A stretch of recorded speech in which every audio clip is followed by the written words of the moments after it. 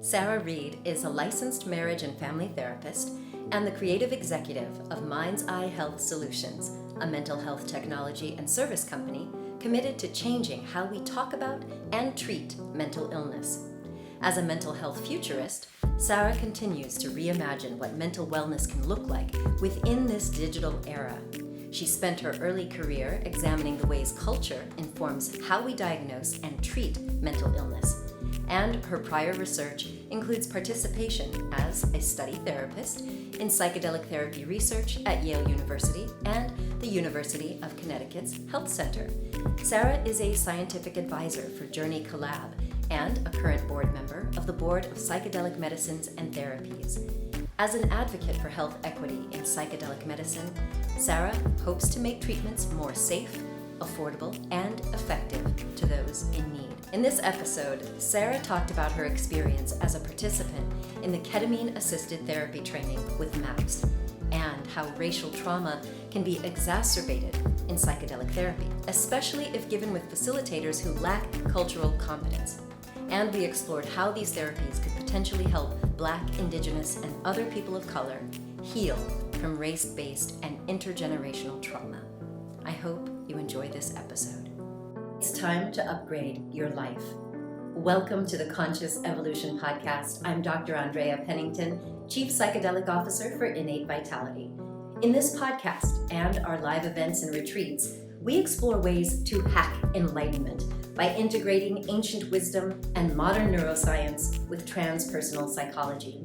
From plant medicine and psychedelics to breathwork, mindfulness, and neurofeedback, my guests and I will shine a light on the unique capacity we all have to use our conscious mind to evolve individually and collectively as a species.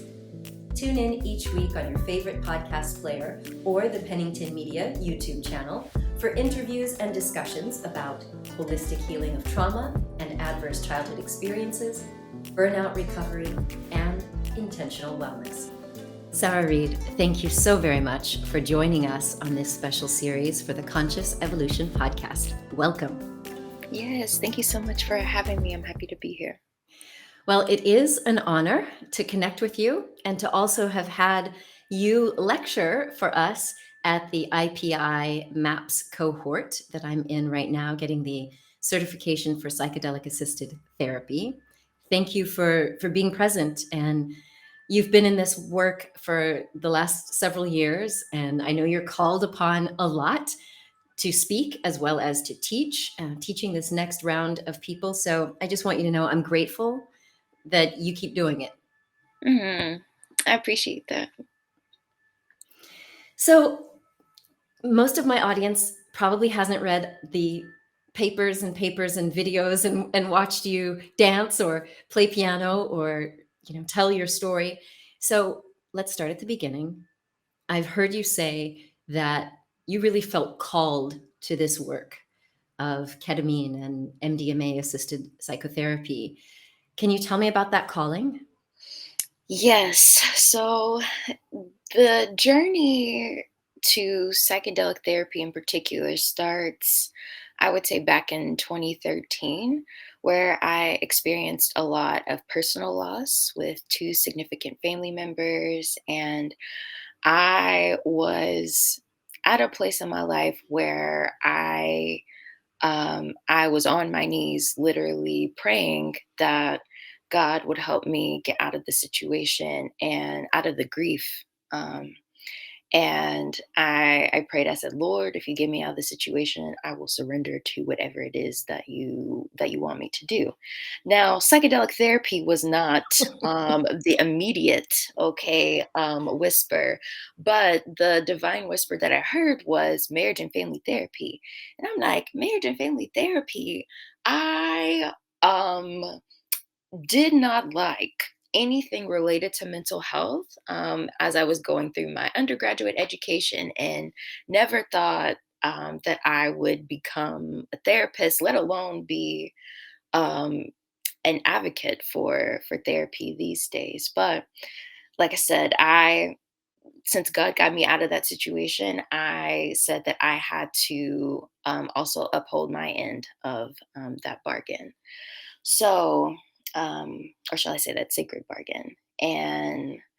Um, and so that led me to getting my master's in marriage and family therapy. But again, I was like, I'm not trying to be a therapist. Like, I just wanted to learn more about the ways that humans behave socially and different systems, and how systems impact the ways people behave. And I wanted to do more creative elements as it relates to understanding human behavior. But um, uh, that is not what God had in mind for me again. And I eventually got connected to Dr. Monnica Williams at a Kentucky clinic that she had back in 2014. And it was during my time at this clinic that Dr. Williams asked if I were interested in going to this training for MDMA therapy, because this research sponsor called MAPS, the Multidisciplinary Association for Psychedelic Studies, reached out to her because they were in need of diversifying their participant pool. And so she asked me if I was interested in attending a training, and I said yes, primarily because of my my family's experience with plant medicines, not the psychoactive plant medicines, but I just remember women in my family, like my mom, always having aloe vera plants. And whenever she would press my hair, and if I would get burned sometimes, we would use the aloe vera plant to help the wound. I also recall the work from Dr. Gabor Mate, and on ayahuasca and treating addiction. I recall the approach to that form of therapy being really humane. And also, I read some book, or I had a book about plant medicines and the indigenous use of plant medicines that I also recalled. So I was like, yes, like I'm interested to see what this is about. And long story short, or shall I say, long story longer. Shout outs to the person that I got that from. I ended up joining the phase two MAPS MDMA therapy research studies, where MDMA was being used as an adjunct to psychotherapy in treating post traumatic stress disorder, or PTSD. And from there, our site was focused on providing participants with a culturally informed therapeutic experience. And from there, I also received training in psilocybin therapy and ketamine therapy. And now I would say a lot of my work these days is around advocating for the importance of culturally responsible care and psychedelic therapy. What does it mean, and how this how folks, how practitioners, how facilitators can be more culturally informed within this medicalized container of psychedelic therapy. So, are you still seeing clients on Hmm. your own? Okay. I am. I am. So, tell me then about the transition from doing these studies, being a participant, and then being a therapist in the MAPS trials. And then when did you found um, Mind's Eye Health? Mm.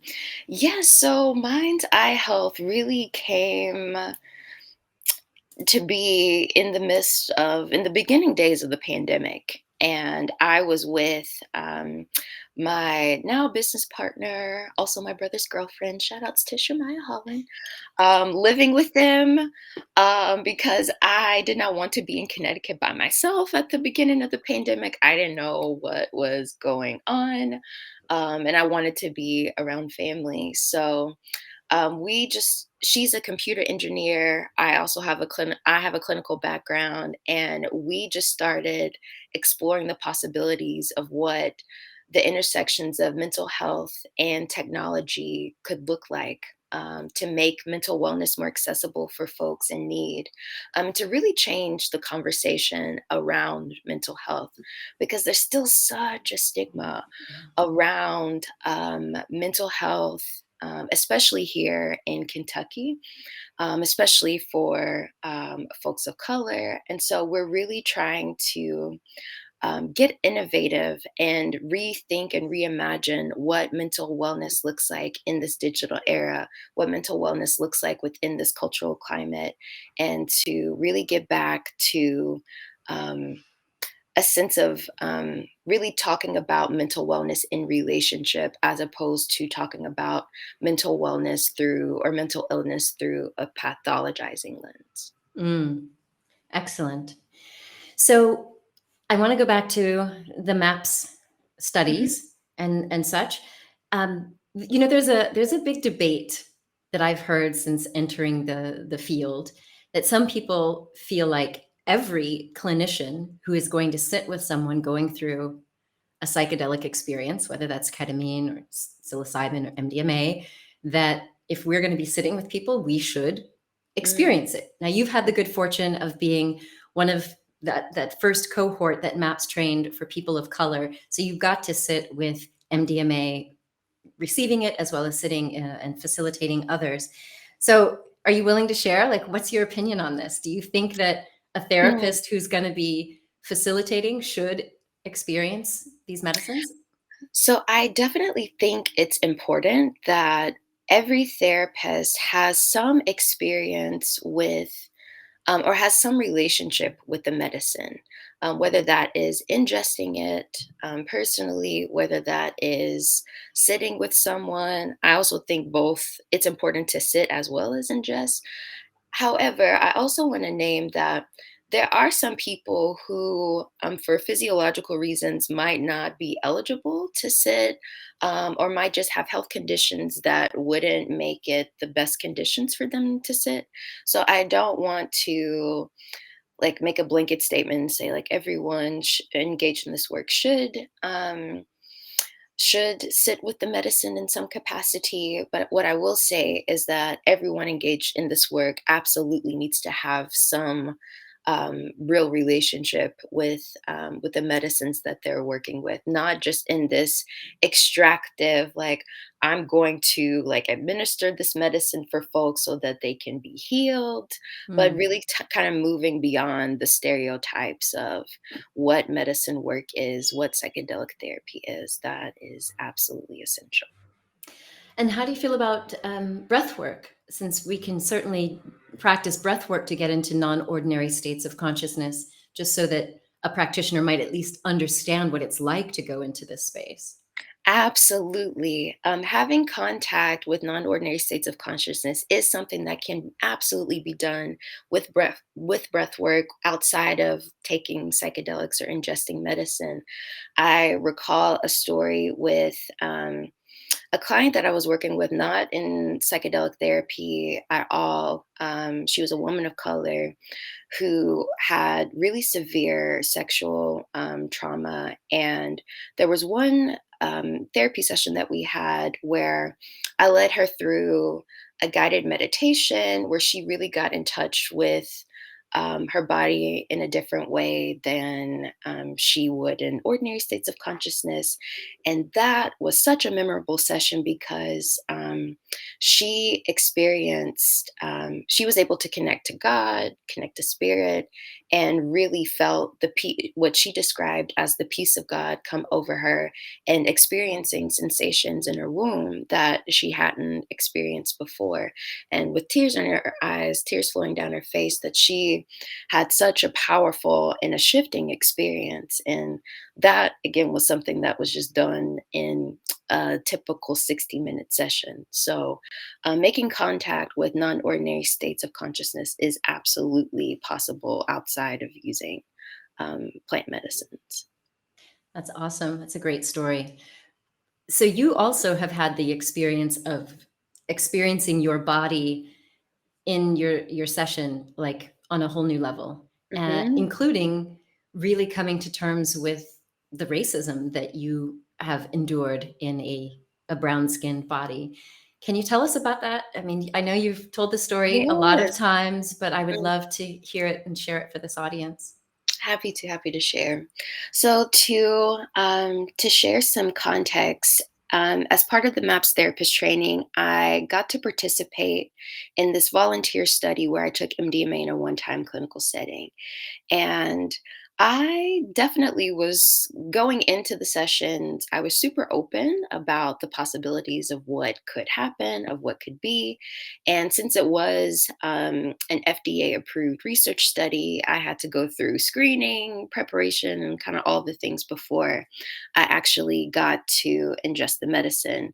And I'll share that I ingested, I had a placebo as well as what they call an active dose of MDMA. But both sessions were meaningful. But for purposes of our conversation today, I'll just share the dosing session.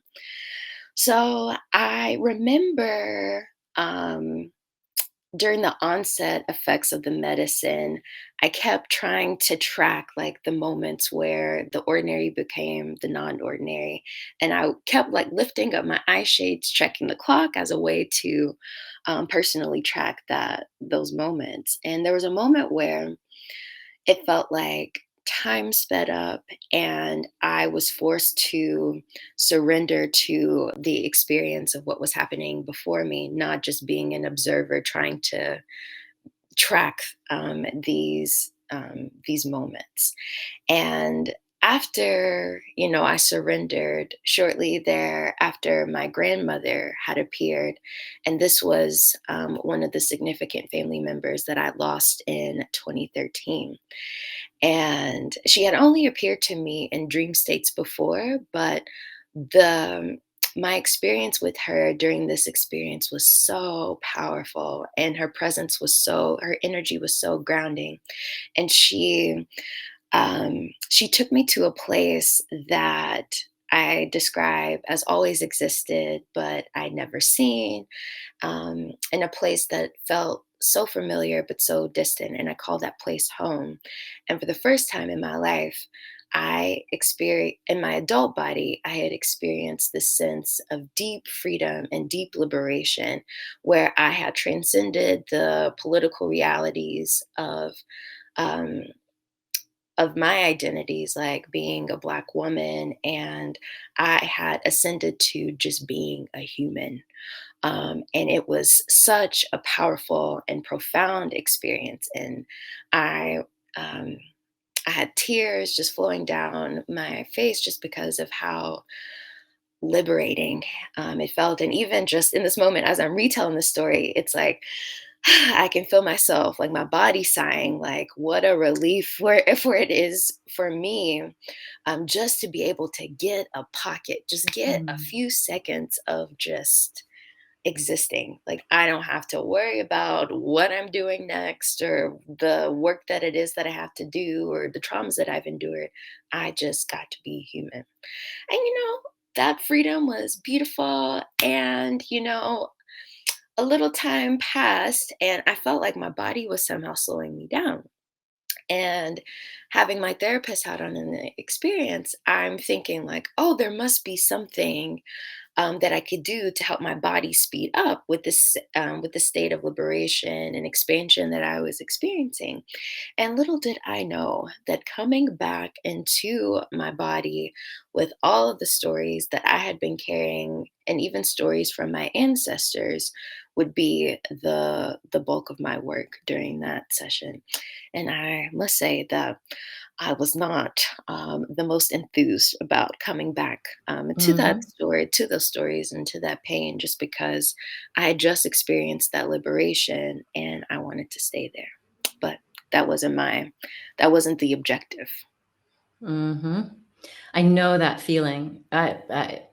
The first time I tried MDMA was back in, like, the year 2000, I think, and it was the same sort of bliss. I didn't see any dead relatives or anything, but I did experience incredible bliss and freedom and so much love, and it Mm, was the re-entry. I call it re-entry, like, coming from space, and it was like this mm, feeling of cramming back into this body and this egoic shell mm, that was so awful. It was like mm, it was emotionally, physically, spiritually painful. mhm, But the pain for you didn't end there. You had some experiences with the white therapist, which is why we're also having this conversation, shining a light on what it means for a brown or black, a person of color, to enter into psychedelic therapy, and why it's so important that your sitter, your therapist, your guide, your facilitator have some cultural training and understanding. So, what happened to you as you were trying to make sense of your experience with MDMA? Yeah, so I would say, and I write about part of that experience in a paper that perhaps we can link in the description for folks interested in learning more, just around the challenges that I experience in, or at least one of the challenges I experienced in that dosing session.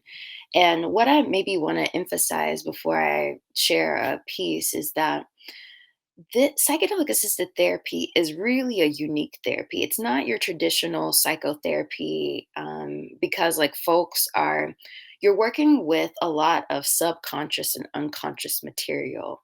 And folks are in really, really vulnerable positions when they go into these sessions. And that vulnerability is not something to take for granted. That people are more raw, people are more open, and it's critical for therapists to really have the skill set to be able to help folks, particularly in moments where they're getting stuck, how to move past that stuckness and not kind of um, get caught up in the stuckness, because that could be lead to potential harm, and even re-traumatization. Not in my case, but just these are just some examples of what can happen. In my case, though, one thing that I've shared before is a comment that one of the therapists made in response to something that I shared. So, as I'm trying to process what's going on, I reflect back to the therapist that some of their moments of feedback are making me feel more confused and not helping me move through the experience. And one of the therapists said that perhaps there's a part of you that doesn't want to be understood. And clinically, I understand what that therapist might have been trying to do, particularly coming from maybe an IFS perspective, internal family systems perspective, that there's parts work and maybe and really trying to working with the parts. But in that moment, that was incredibly invalidating to me. And yeah, it was there's nothing more than I want to be understood as a human and as a Black woman. And so, to me, I can only imagine if that therapist had the skill set of culturally informed care and what it would mean to work with um, someone with my identities, that I wonder if a comment like that would have been said. And that's really my experience, I would say, in part, has. Has really led me to do work around culturally responsible care and really what it means, because I think some white folks are really well-meaning, and they understand, like, I should be more culturally sensitive in the work that it is that I do, but I think that a lot of white folks don't know exactly what that looks like, and they don't understand exactly what that looks like in practice. And this can be from assessments to actually how you show up in the room.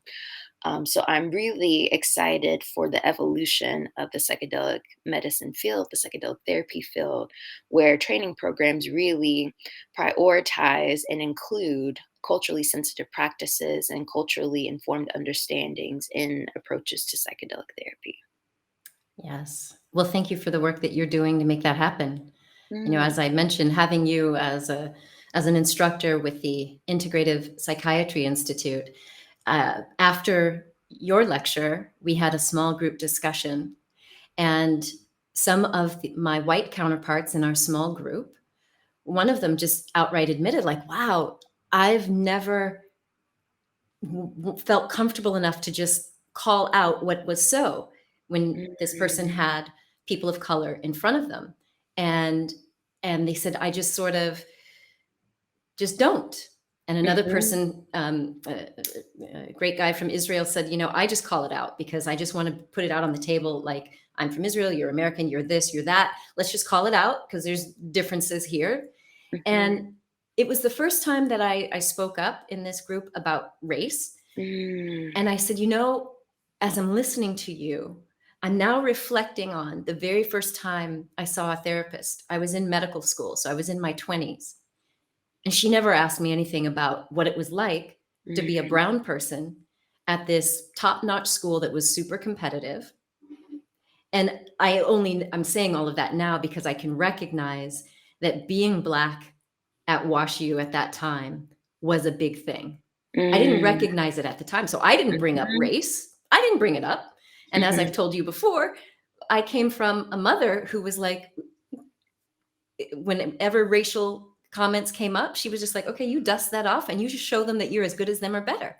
So race mhm, was not something that I brought to therapy.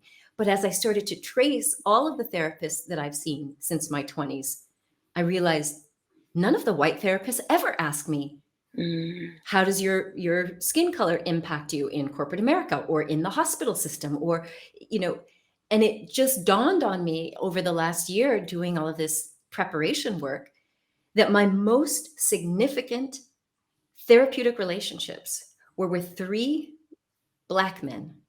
One mm, was a Black psychiatrist, one mm, is a Black medicine man, a shaman, mm, and the other one was a Black ER doc who did continuing education. And it just hit me. I was like, right, what you're talking about is this. There's certain things that you just wouldn't say because we're people of color. We've had at least some similar experiences. And there's just a certain sensitivity that I realized I never had to talk about race with these mm, physicians. It mm, was merely a matter of just being seen and understood and feeling safe. And mhm, that to me is another reason why I'm actually doing this podcast. And it's mhm. why I am coming out of retirement, semi-retirement here in the south of France, coming back to America to Yes. lead ceremonies. So I think what you're doing and what you're talking about in terms of training therapists and having these conversations around cultural sensitivity is so crucial and so critical. Mhm. And even, just talking about cross-racial dynamics, cross-cultural dynamics that happen within the therapeutic container, that one thing that is paramount to me or that I've just learned in my clinical experience is that, understanding the ways that someone even thinks about or talks about their mental wellness is part of cultural sensitivity because let's say you've got a Black American man who's in his 60s who doesn't really know about much about mental health or uses mental health or pathologizing language. He might talk about, oh, I'm feeling stressed. I'm feeling stressed. I'm feeling stressed. Versus someone who maybe is a millennial who has, where mental health is like less stigmatized, that they're going to use language in a very different way when talking about their wellness or what's happening for them mentally. And I think it's so critical for practitioners to really understand those nuances because misdiagnosis is a real thing that can happen. Underdiagnosis is a thing that can happen when folks are not attuned to the nuances of racial dynamics. Also, addressing racism is something that I think a lot of clinicians don't get trained in. And or at least like speaking from my experience in talking about race with one of my supervisors in my master's program, she mentioned that you only talk about race if it's therapeutically relevant. And and to me, talking about race is sometimes always therapeutically relevant Hmm. with regardless of who's coming in the door. And perhaps that's another conversation for another day. But um, I guess what I want to emphasize here is finding ways to incorporate race in the conversation and how even people show up in therapeutic conversations. And what I mean by that is as a Black woman who's worked with other Black women, those conversations can look, that therapeutic container looks a little different than when I'm working with folks of other racial groups. There's a shorthand that might be present than there's Mhm. not in other cross racial dynamics. So being able to name the elephant in the room, I believe, is a part of culturally sensitive care, or a culturally sensitive practice. Yes. So much good stuff in there from the misdiagnosis, underdiagnosis. Um, so I want to jump to Black people, people of color, and the stigma around mental illness. Mm, Um, for many of us, depending on, again, we're talking about different age groups, but for many of us, the idea of going to see a therapist has been taboo. mhm, I know a lot of my patients as a physician, I would see a lot of Black women in particular who would get to the point of burnout, and they would not label themselves as needing support. They were just like, no, I'm resilient. I'm like, no, that's not resilience. mm, Resilience is a very different animal.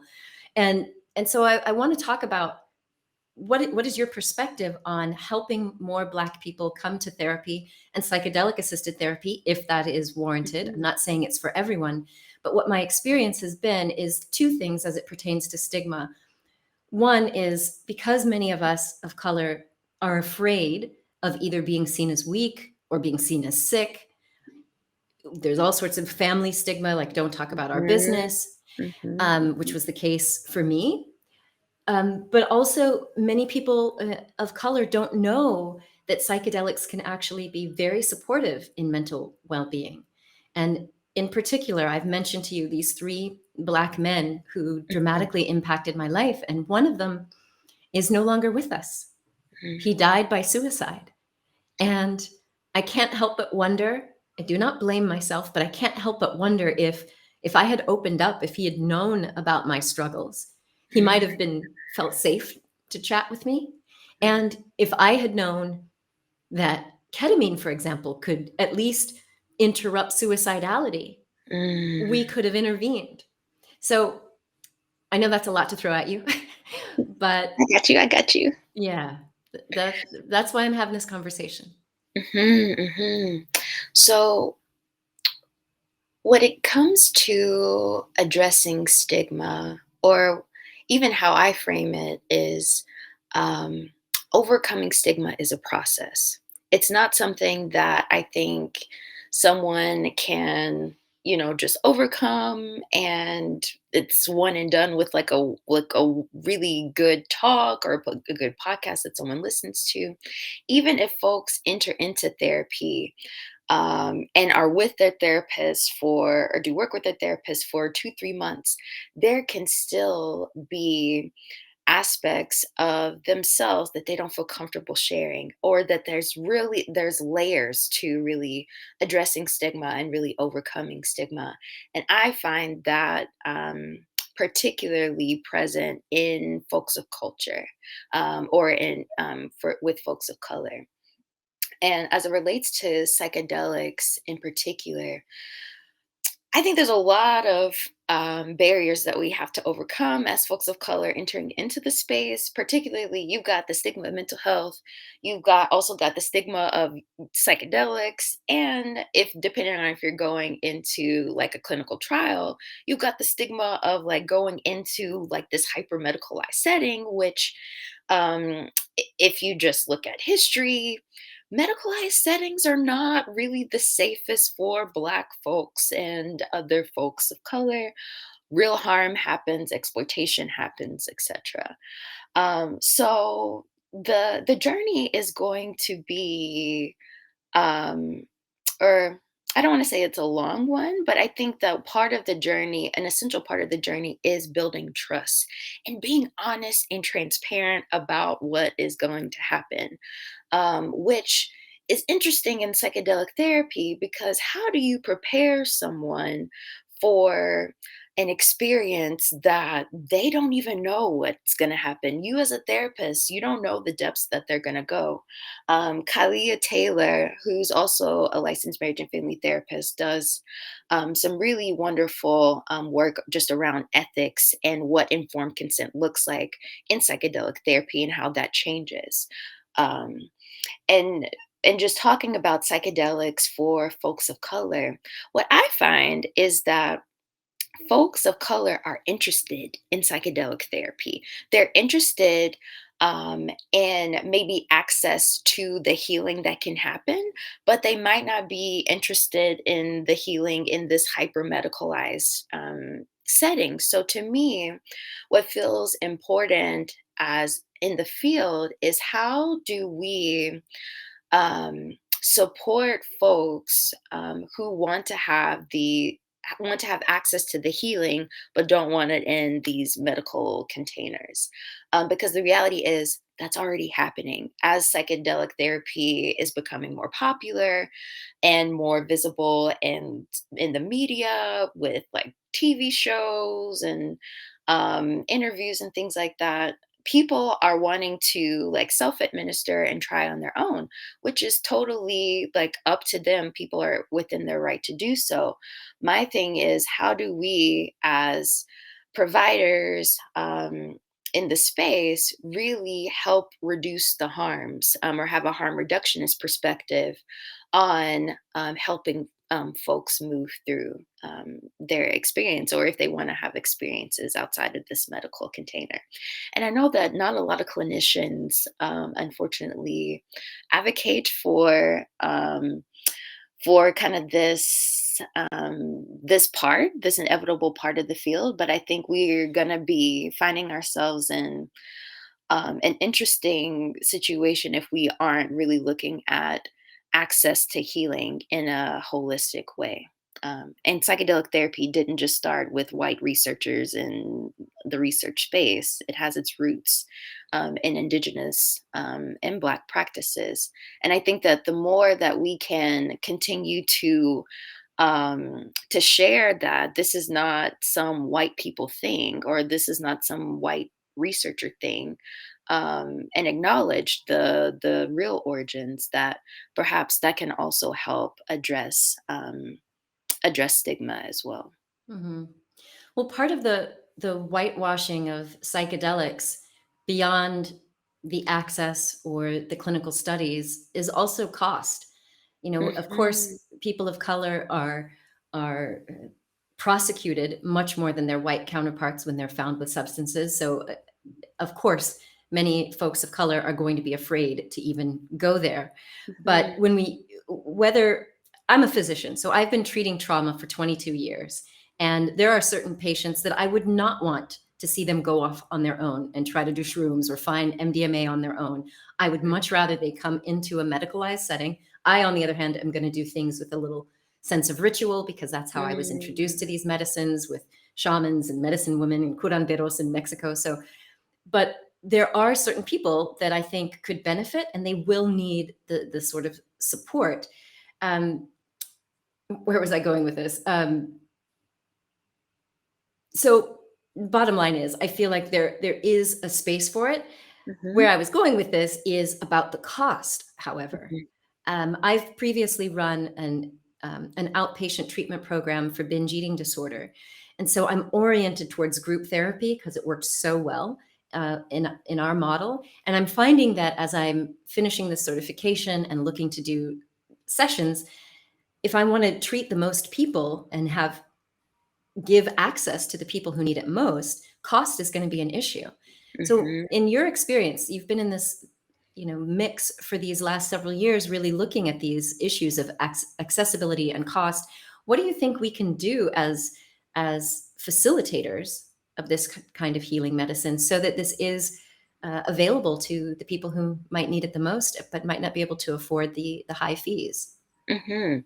Just like what you're saying, rethinking the models of care is a part of the process, because psychedelic therapy is still in its infancy, that we're still like learning, we're still in the research phases of um, getting like learning about the drug assisted therapies. And so as the field continues to move, there are going to be different models that are birthed from experiences that didn't go well, or just rethinking and addressing the issues that are present, which cost and accessibility is a huge one.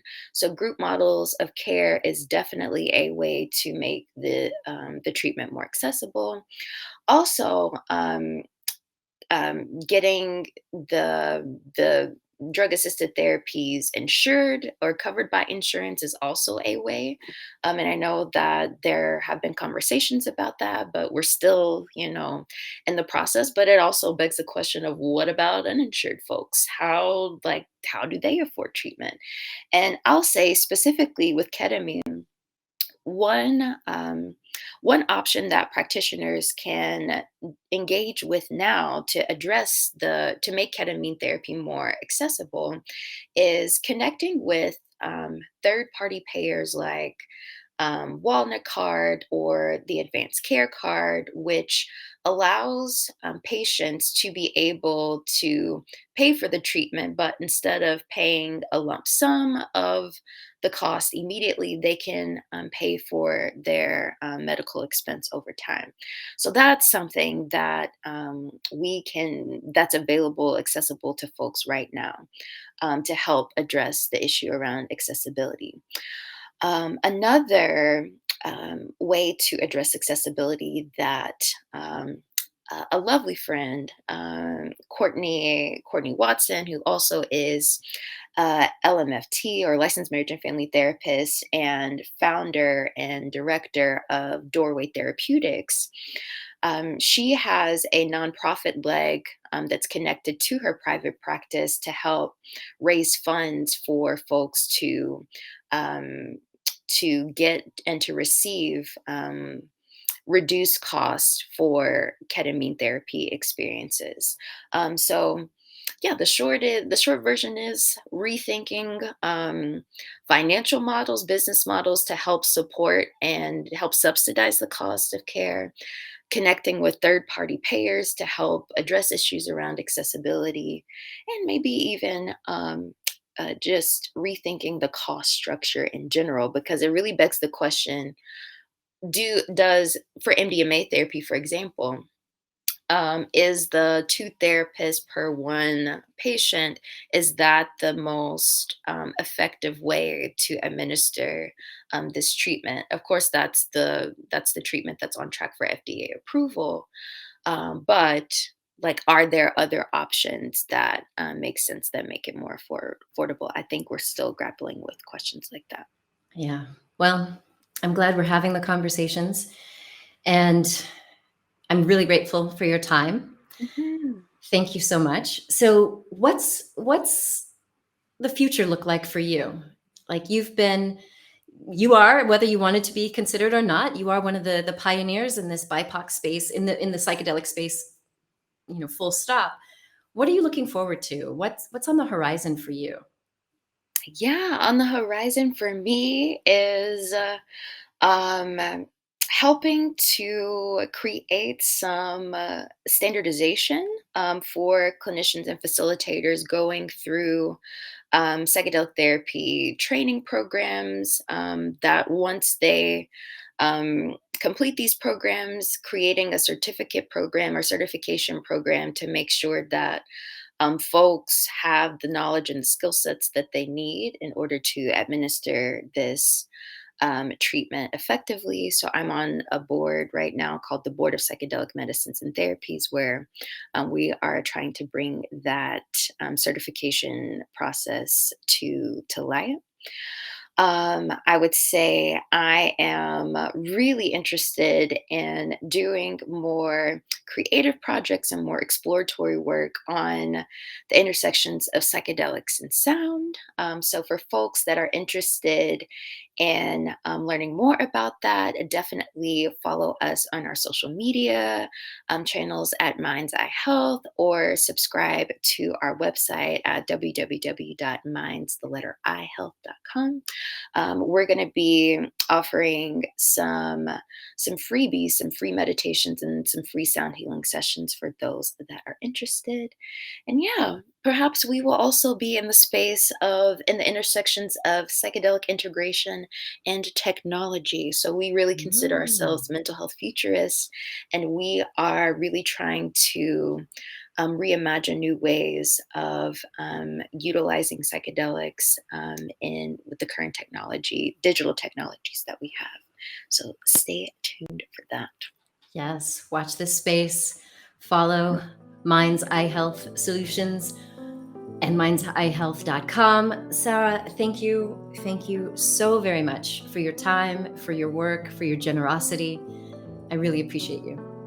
Yes, thank you so much, and take care, y'all. Yeah, take care. Well, we will keep in touch, and I know you'll come back and share with us as things evolve. Absolutely. Thank you for tuning in to the Conscious Evolution Podcast. If you enjoyed this episode, please share it with a friend, subscribe, and leave us a review and rating on your favorite podcast player. This helps us get the content out to a larger audience. And to watch the video version of the podcast, visit the Pennington Media YouTube channel. Want more info on how psychedelics may improve your mental well-being, how to choose a retreat, or what to look for in a shaman? Get on the Psychedelic Curious email journal. The link is in the show notes and on my website, andreapennington.com. You can also sign up for my free masterclass series, where each month I take a deep dive into a topic in holistic healing, trauma recovery, self-love, resilience, and psychedelic-assisted therapy.